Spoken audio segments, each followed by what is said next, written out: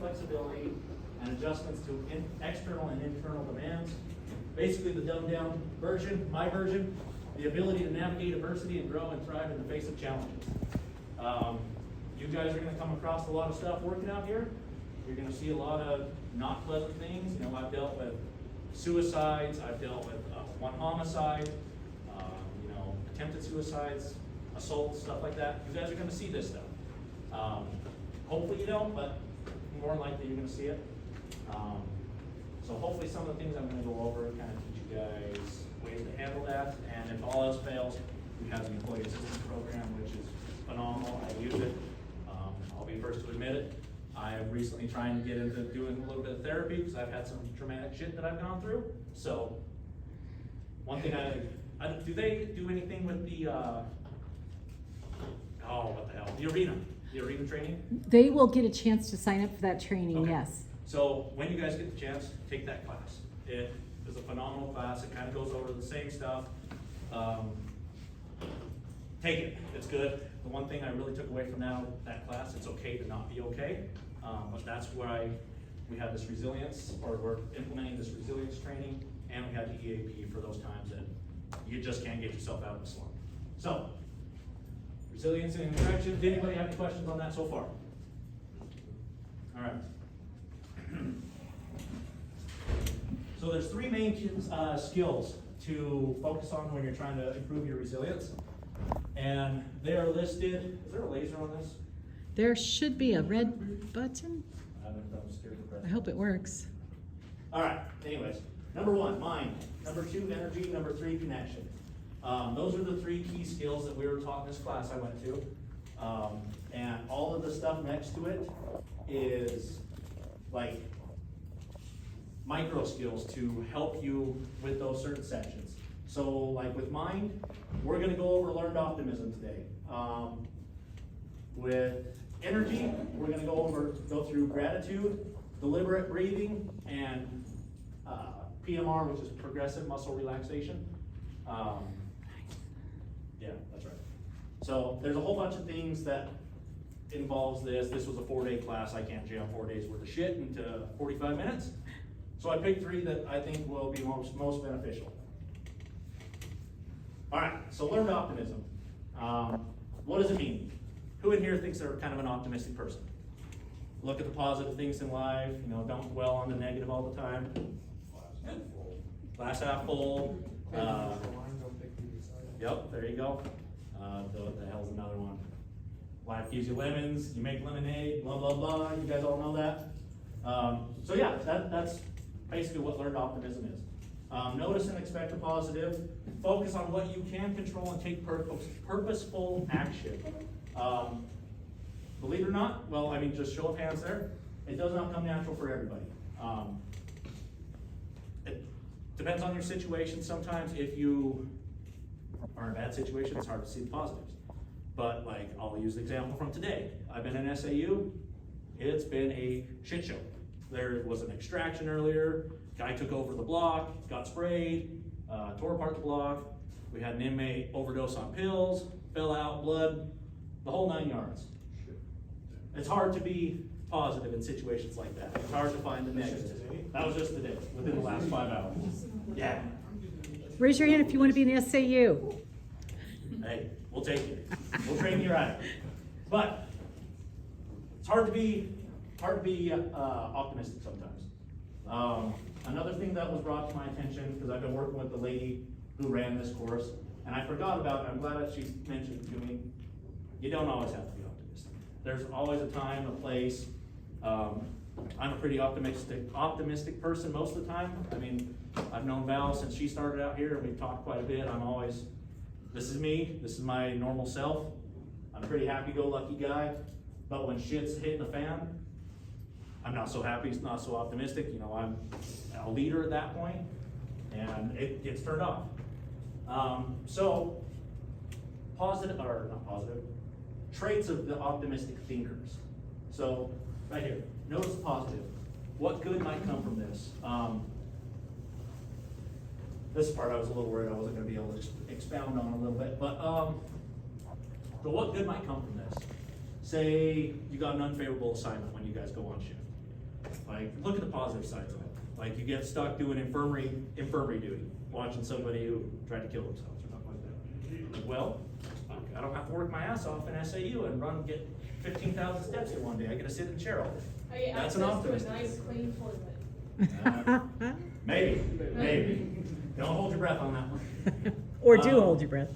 Yeah, you might die. So yeah, just notice the positive. And try to in any situation. See the opportunity. Like I went to that training class. Wasn't super excited about going, but I volunteered to do it. But it's like, I have goals. I want to be able to do stuff, change my future plans. And that's kind of where that comes into place. How can I grow from this? How will this affect my future? So I saw an opportunity, I jumped on it. And I will say, if I can get this, kind of jumping around, this program is called the Valor Program. And if I can get them to come out here, and even if they can do like a condensed version of this class, or have me teach it because I'm a certified instructor, it's fucking phenomenal. It's one of the best classes I've ever taken. I've taken a lot of training, and that's like top 2 for me. So, jumping back to this. Accept and control. What can I control and what do I need to accept? I struggle with that because I always like shit to go the way that I want it to go. And if I can't control it, doesn't go, I have a hard time accepting it. So that's something personally I need to work on. And not all these are going to affect each one. Okay. Focus on solutions.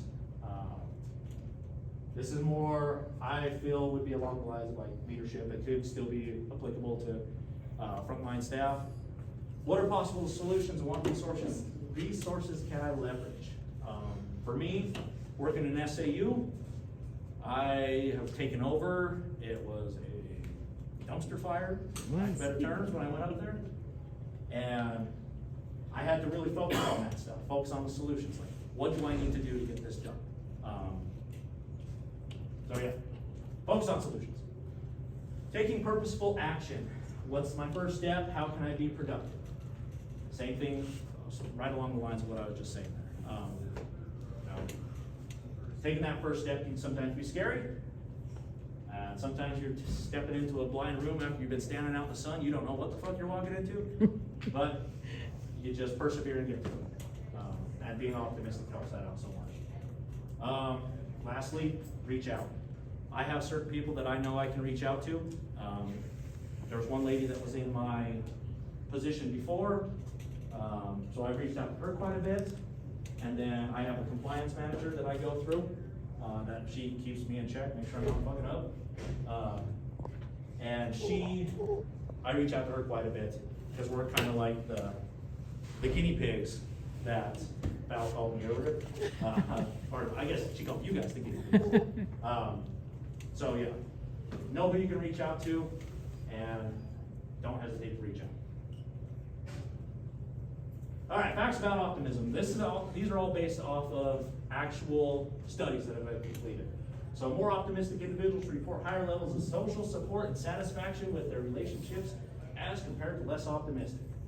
The best example I can think for that, who here has seen Winnie the Pooh? Who here in their life knows an Eeyore? Nobody likes an Eeyore. Just moving around, doing whatever they gotta do, you know. Nobody likes to be around them. So, right there, you know, being a more optimistic person is gonna have you, or make it so you have more social support, people actually wanna be around you. More optimistic adults are half as likely to develop heart failure 4 years later compared to less optimistic older adults. That is pretty important. I don't know how many of you guys have seen like actual statistic data. It's proven that some, not all, but some officers will pass away shortly after retirement. It's a factual thing. A lot of it's heart failure, heart disease, stuff like that. If I can keep myself alive for 4 years longer for my kids, you're goddamn right I'm gonna do that. So being optimistic helps that. And the last one, law enforcement is associated, or what the hell am I saying? In law enforcement, optimism is associated with less psychological distress in the face of traumatic events. So being a more optimistic person, you come across a hanging, you come across, you have a severe assault happen in the yard right in front of you. Like I said, it's hard to be optimistic, but deal with it afterwards. Like, I'll give an example. It's a bad example, but it's funny to me. Recently my first death on night shift as a lieutenant. It was right in the COVID stage. It was actually the first COVID death we had from inmates out here. The guy died over in low visiting. That was our COVID ward, and the guy died on the toilet. It was a shitty situation. Yeah, literally. So, get the call. He had a DNR, so a do not resuscitate order. So we suit up because we had to get fully suited up to go over there because it was an all active COVID patient. And I go over there with one of my senior lieutenants, and we're pretty good friends. And we're sitting there as the infirmary's getting him on the gurney backboard, and he just kind of elbows me. He's like, "Man, I gotta get this guy, or how do you this guy's gotta get off the toilet. I gotta take a shit." And I just looked at him like, "What the fuck, man?" Like, just caught me completely off guard. But making light of a shitty situation, of a bad situation. So, shit like that. Your guys are gonna develop this humor. God damn, I'm not even trying. You guys are gonna develop this humor. Hopefully, I'm not offending anybody. If I'm offending anybody, No, please we let me needed know. you. I warned you though. So yeah, having a more positive outlook on these bad situations can help you out. So, next one, gratitude. And HTGS, we'll go over that in a second. Obviously, I got the definition right there. Gratitude, the emotion experienced when one notices and reflects on what is good in the world and what one has received. I didn't realize it until I took that training class that I'm not a very grateful person. I have my routine. I get up, I get my sons up, get them to daycare, come to work. Just, it is what it is. I never realized until I took this training class that I need to slow down sometimes and take more time to admire everything. Being a grateful person is super beneficial. We're going to go over some ways to practice it, but it's just going to help you be a more optimistic person. If you're not grateful, you're going to be back down to the Winnie the Pooh status on being an Eeyore. Nobody likes that. So I actually just pulled this off of Google, a Google search this morning. This actually wasn't part of that training I went to, but I thought it was kind of necessary ways to practice it. So starting small, looking for the little things. Being grateful doesn't mean you have to, "Oh, I got $1,000. Thanks, Montana, for my bonus." Not necessarily that. Just small little things like, "Hey, came to work today. Woke up today." That's something to be grateful for. I didn't get a flat tire driving to work today. Something to be grateful for. Just small shit like that. Focus on gratitude. Intentionally practice it. Sometimes it's difficult to be grateful, you get down in a slump, whatever. Just focusing, trying to sit there and pick out certain things throughout your day to be grateful for. We'll go over that here in a little bit. That can help out. Default for most humans is to look for the negative. I'll be honest, I'm one of those. Being in this environment, you expect the worst out of people all the time. So trying to combat that, looking for the positives, and that's where this HTGS stuff comes in, the hunt the good stuff. We'll cover that here in a minute, but focus, look for the positives, everything. Remember what's important. The end of your day with reflecting on things you're grateful for. That sentence doesn't make any sense, but it is what it is. Take some time at the end of the night. I thought it was hokey. I thought it was bullshit when I took this training, but I've actually started doing it, and it helps. It really does. Take some time. I have a gratitude journal. It sounds dumb, but No. I have one. I sit down every night. I write down 1 or 3 things that I'm grateful for throughout the day. And it could be the same thing that I was grateful for yesterday. But when you get those times of the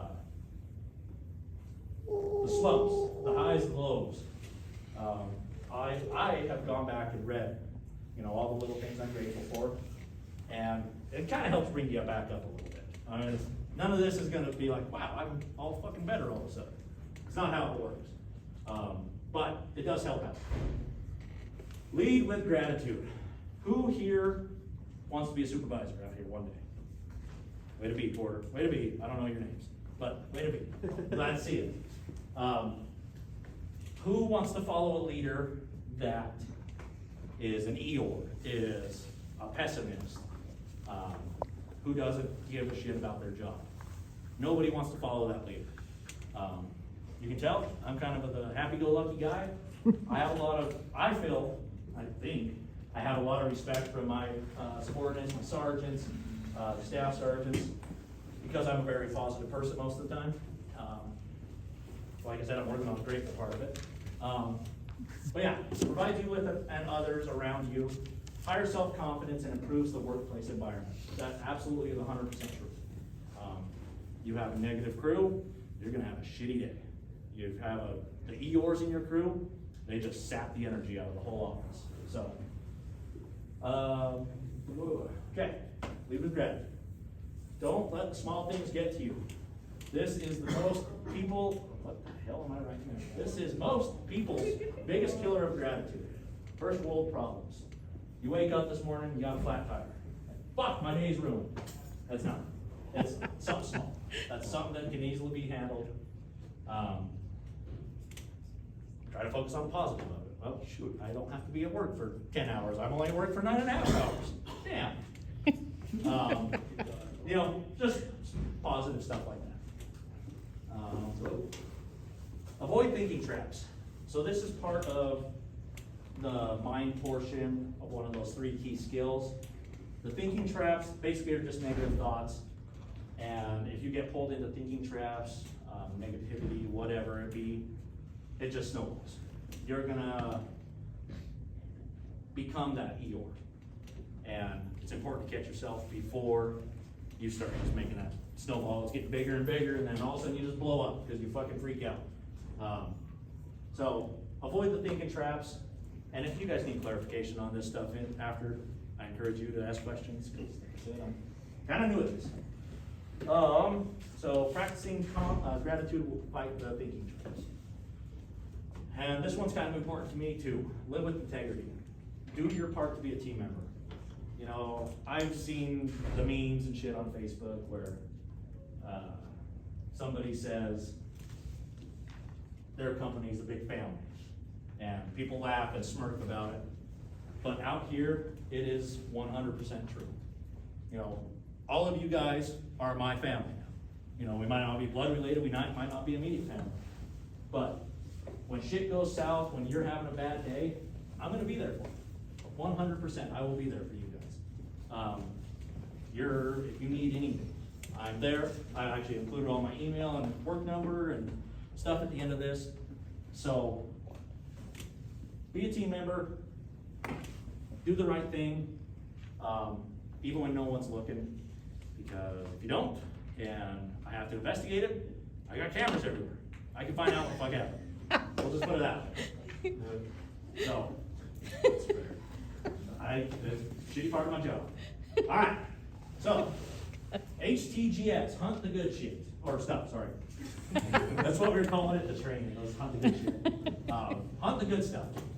And that's exactly what it is. It's noticing everyday positive experiences or discover something positive through a setback or problem. That last part goes back to that depth that I was talking about. Discovering something positive through a setback or a problem. Dead guy, my coworker makes a funny joke, lights the mood. Hunt the good stuff basically means just avoid that negativity bias. Look for the good stuff in life. Even if you're having a bad day, there's something that you're going to be able to find that's positive. There that one goes. That train of thought just left the fucking station. Easy. All right, on the good stuff. Any questions with on the good stuff? On the good stuff. All right. All right, exactly what it means. Look for the good, positive things in life or situations. I went over that, so we're not doing that again.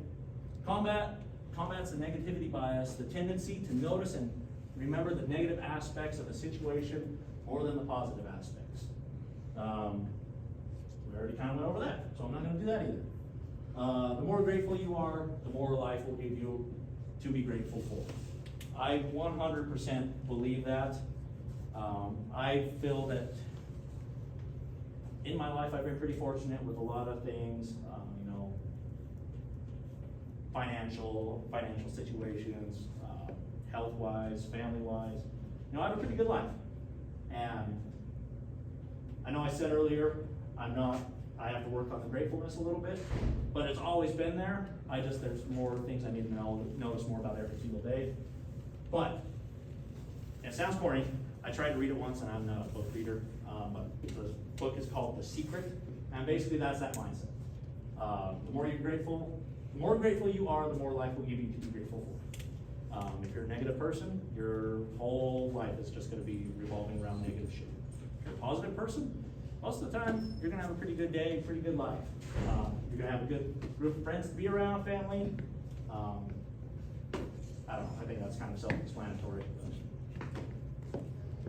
All right. Damn, it's on here. Mental games. So, when I say mental games, first thing that pops into somebody's head. My wife had a good one. My wife said, a game where you're trying to fuck with somebody's brain. Like, you're trying to manipulate or something like that. And that's not the case. The mental games I'm talking about are designed to stop counterproductive thinking to build focus and productivity. It's just along that optimistic mindset again. They need to be fun. They need to be fast. I recommend only 3 to 5 minutes. Well, Ballard, the class that trained me, recommends 3 to 5 minutes, and that seems to be pretty appropriate. The big thing is they need to require your full attention.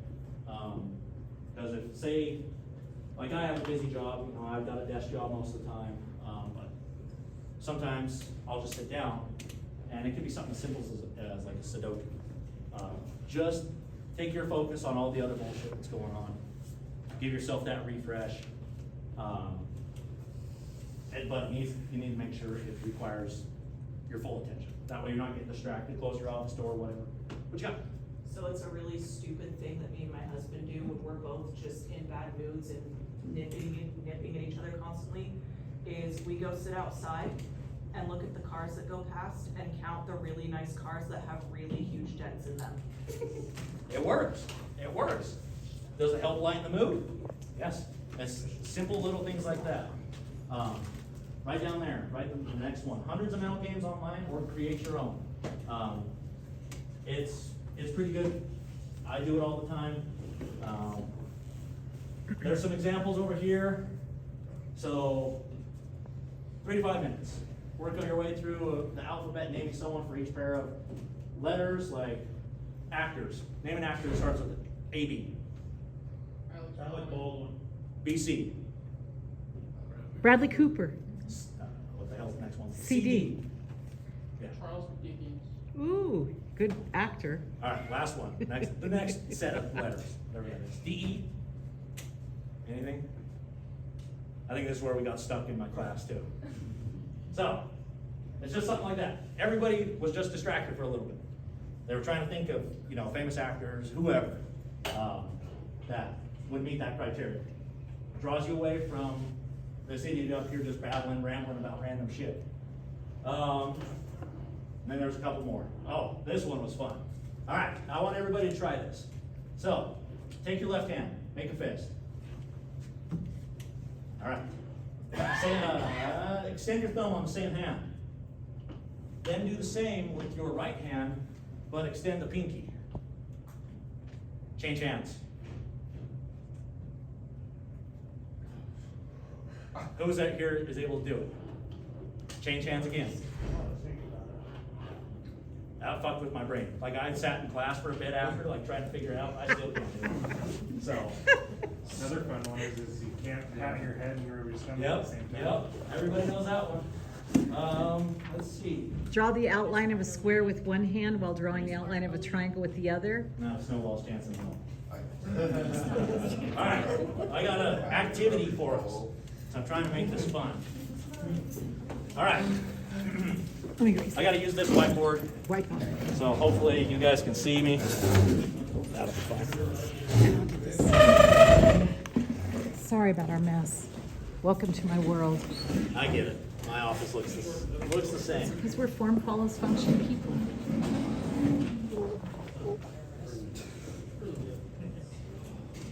All right. So.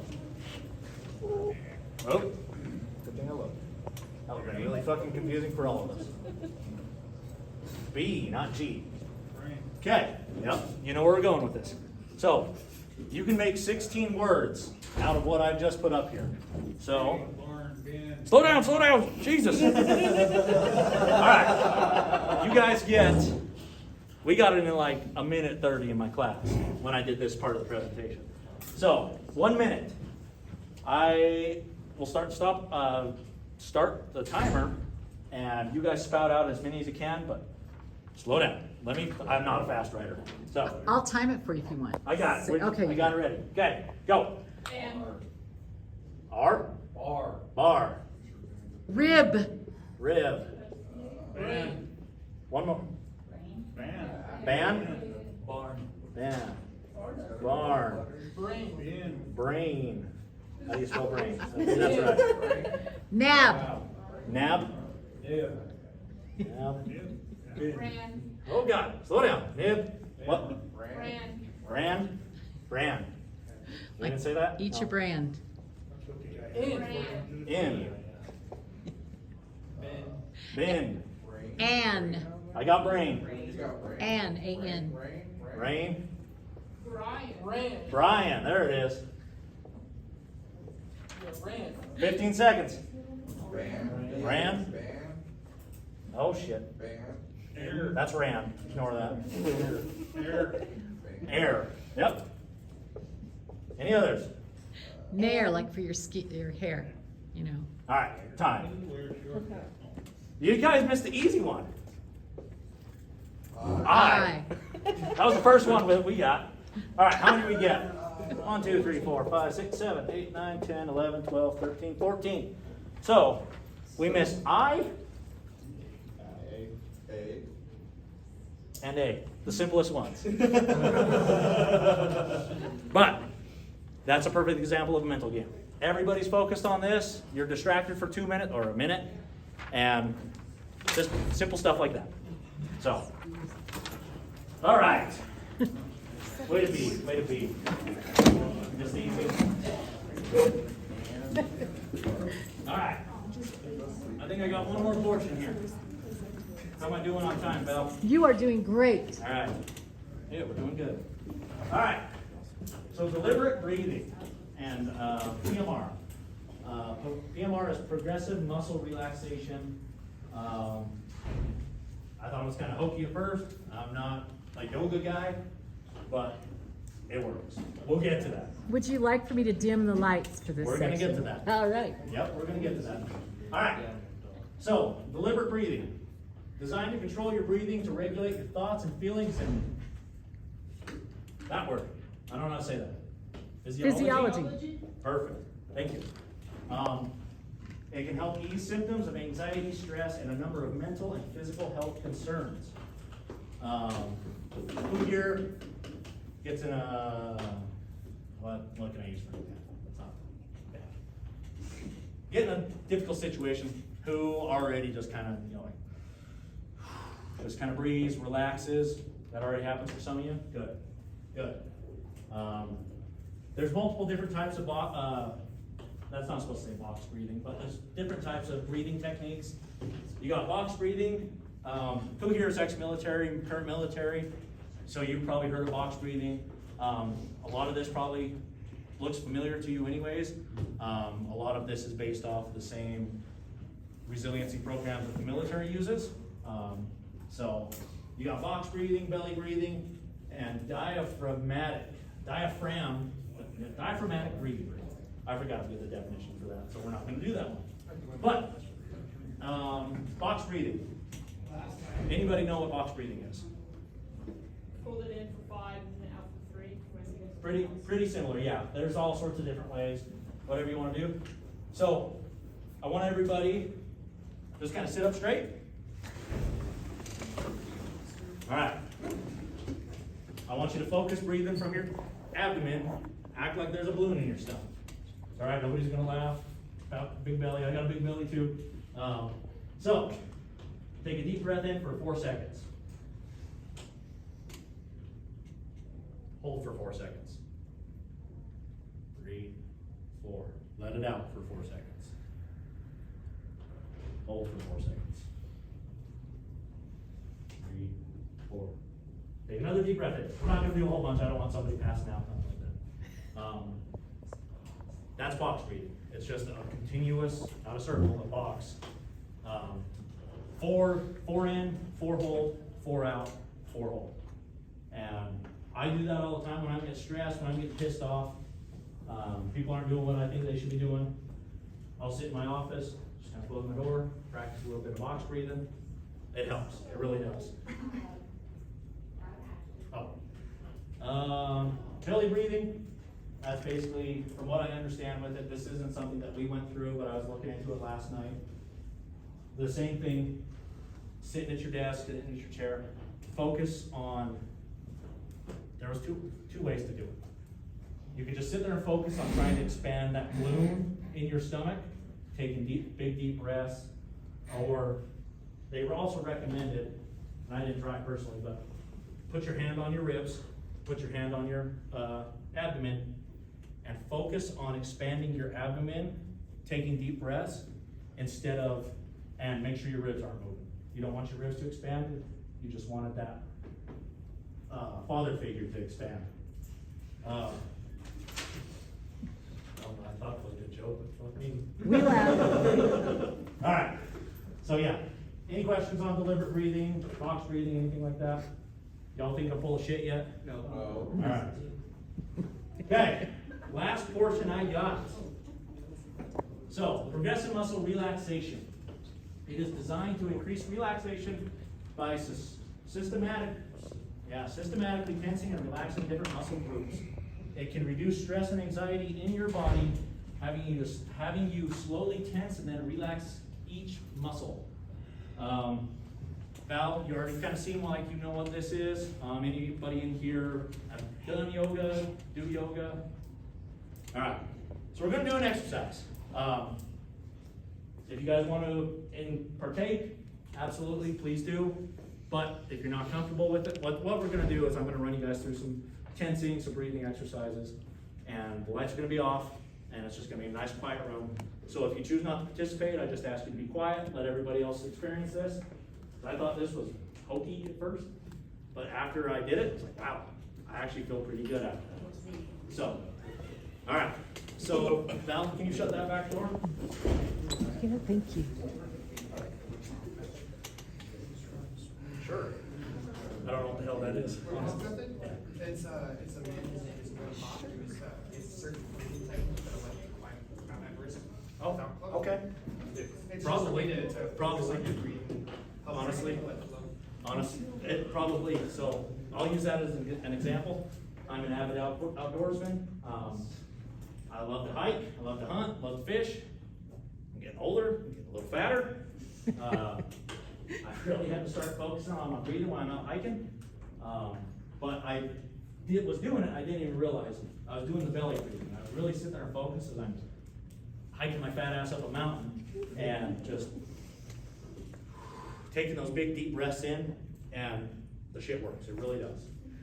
Anyways, back to PMR. Okay, everybody okay with participating in this? All right, I'll give you guys the rundown of how this is gonna work. Progressive muscle relaxation is an exercise that reduces stress and anxiety in your body by having you slowly tense and then relax each muscle. This exercise can provide an immediate feeling of relaxation, but it's best to practice frequently. It says that because The first time I did it, I was like, okay, I feel pretty good. And then we did it every day after that. It's like, man, it's pretty nice. It actually works. So with experience, you will become more aware of when you are experiencing tension, and you will have the skills to help you relax.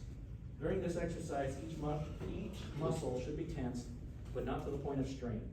If you have any injuries or pain, you can skip the affected areas. Pay special attention to the feeling of releasing tension in each muscle, and then the resulting feeling of relaxation. Everybody ready? Yeah. All right. So I'm going to turn the lights off. Don't we freak out. Whoa. Middle between. Nope. All right, we'll try this. Hopefully this doesn't turn on. All right. Sit back or lie down in a comfortable position. Shut your eyes if you're comfortable doing so. Begin by taking a deep breath and noticing the feeling of air filling your lungs. Hold your breath for a few seconds. Release the breath slowly and let the tension leave your body. Take another deep breath and hold it. Again, slowly release the air. Even slower now. Take another breath. Fill your lungs and hold the air. Slowly release the breath and imagine the feeling of tension leaving your body. Now, move your attention to your feet. Begin to tense your feet by curling your toes and the arch of your foot. Hold on to the tension and notice what it feels like. 1, 2, 3, 4, 5. Release the tension in your foot. Notice the feeling of the new feeling of relaxation. Next, begin to focus on your lower leg. Tense the muscles in your calves. Hold them tightly and pay attention to the feeling of tension. 1, 2, 3, 4, 5. Release the tension from your lower legs.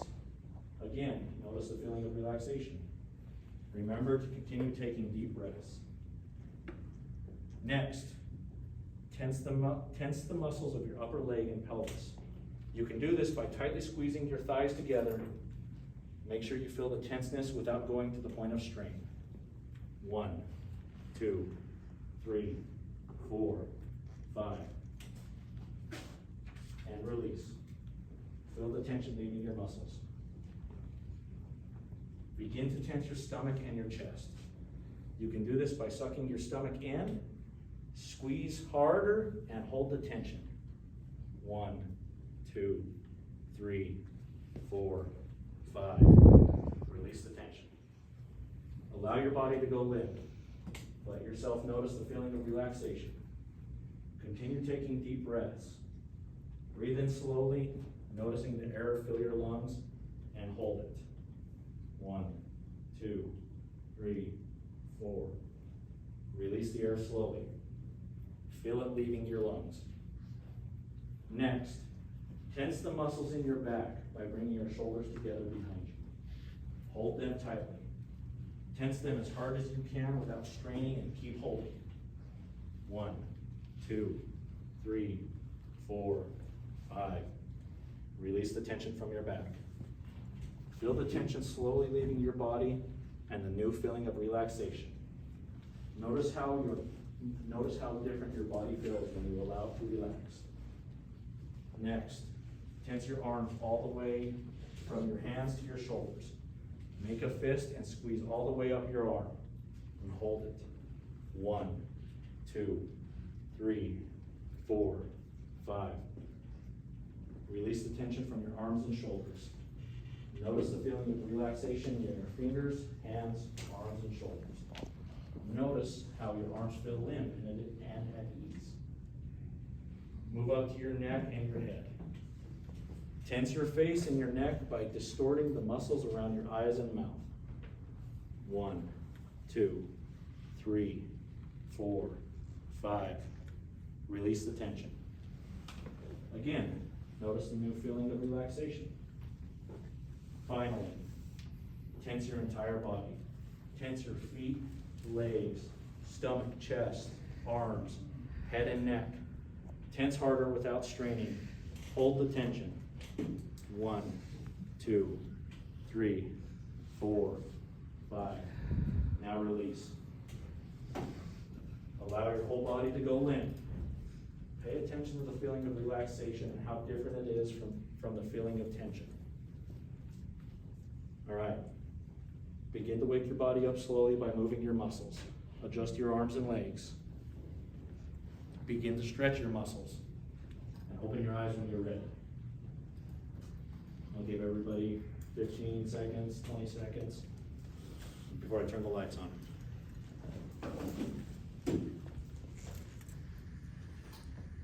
Everybody ready? Yeah. I picked the wrong one. Everybody feel relaxed? Yeah. It's kind of weird, isn't it? I didn't buy it at first, but I've done it a few times since, and it's like, it actually is effective. So yeah, that's progressive muscle relaxation. There's other ways you can do it. That's different than the way I was taught. That's why you heard me stumble a little bit, because I was reading off and it's like, oh shit, this isn't the same thing we went through in class. But that's PMR, progressive muscle relaxation. And I think that is all I have. Anybody got questions, comments? Anything? Okay. One thing I noticed was right before you was probably one of the most intense trainings you'd had was crime scene preservation. Yeah. And we watched a video that dropped everybody. Okay. And now I already feel the energy's back up in this room and it feels more comfortable. Cool. Everybody think they feel better after sitting through crime scene preservation? All right. Okay, well that's all I got for you guys, so thank you. Thank you. How'd I do? Woo! Would you like for us to do evaluation forms for you, or you want me to just get some testimonials? How about some testimony? I'll get some testimonials.